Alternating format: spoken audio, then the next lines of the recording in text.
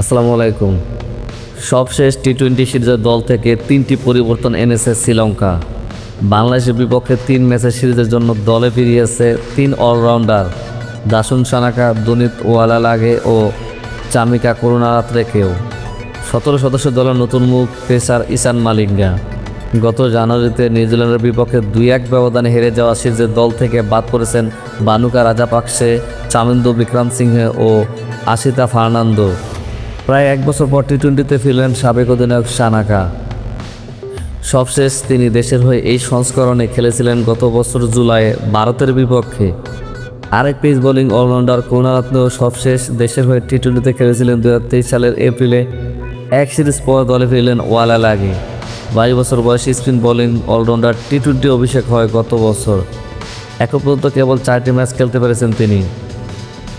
প্রথমবারের মতো টি-20 দলে ডাক পেয়েছেন পেসার ঈশান। চলতি বছর শুরুতে ওয়ানডেতে অভিষেক হয়েছে এই পেসারের। আইপিএল ও এসএটি টি-20তে ভালো পারফরমেন্স, এবার 20 ওভারের ক্রিকেটও দেশের প্রতিনিধিত্ব করার সুযোগ তার সামনে। সিরিজের প্রথম টি-20 10 জুলাই পাল্লেকেলে আন্তর্জাতিক ক্রিকেট স্টেডিয়ামে।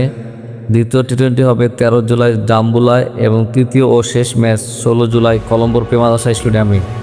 এদিকে বাংলাদেশ সিরিজের জন্য শ্রীলঙ্কা টি-20 দলের স্কোয়াড: চারিত আসালঙ্কা অধিনায়ক, পাতম নিশাঙ্কা, কুশল মেন্ডিস, দিনেশ চান্দিমাল, কুশল পেরেরা, কামিন্ডু মেন্ডিস, আবিষ্কা ফার্নান্ডো, দাসুন সানাকা, দুনিত বেল্লালাগে, অনিন্দু হাসারাঙ্গা, মহিষ থিকসানা, জেফ্রি ভান্ডারসে, চামিকা করুণারত্নে, মাথিসা পাতিরানা, নুয়ান তুষারা, বিনুরা ফার্নান্ডো ও ঈশান মালিঙ্গা।